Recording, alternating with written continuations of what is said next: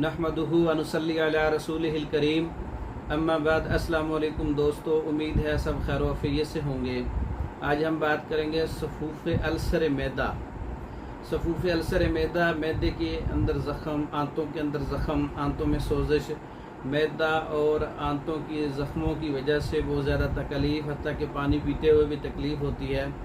तो मैदा और आंतों से खून भी आता हो तो सफूफ़ अल्सर मैदा बहुत अच्छा नुस्खा है।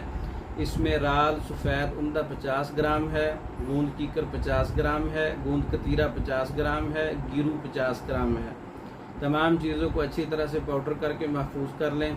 3 माशा सुबह दोपहर शाम ताज़ा पानी के साथ इस्तेमाल करें। अगर मरीज़ या मरीज़ा को कब्ज़ हो तो इसके साथ छिलका इसबगोल 3 बार पानी के साथ इस्तेमाल करवाएं। सफूफ़ अल्सर मैदा का बहुत कामयाब नुस्खा है। मैदे में ज़ख़म, सोजिश, आंतों में ज़ख़म, सोजिश या मैदे और आंतों से खून का अखराज है, उसके लिए बहुत अच्छा नुस्खा है। तैयार शुदा भी मंगवा सकते हैं, ख़ुद भी तैयार कर सकते हैं। इसके अलावा दीगर कोर्सेस तैयार शुदा मंगवा सकते हैं। दीगर मेडिसन अपने अमराज के मुताबिक तशख़ीस करवा के पाकिस्तान भर में और दूसरे ममालिक में बज़रिया डाक मंगवा सकते हैं। हमारी वीडियो को लाइक करें, शेयर करें, हमारे चैनल को सब्सक्राइब करें। दूसरी वीडियो तक के लिए इजाज़त दें। अस्सलामु अलैकुम।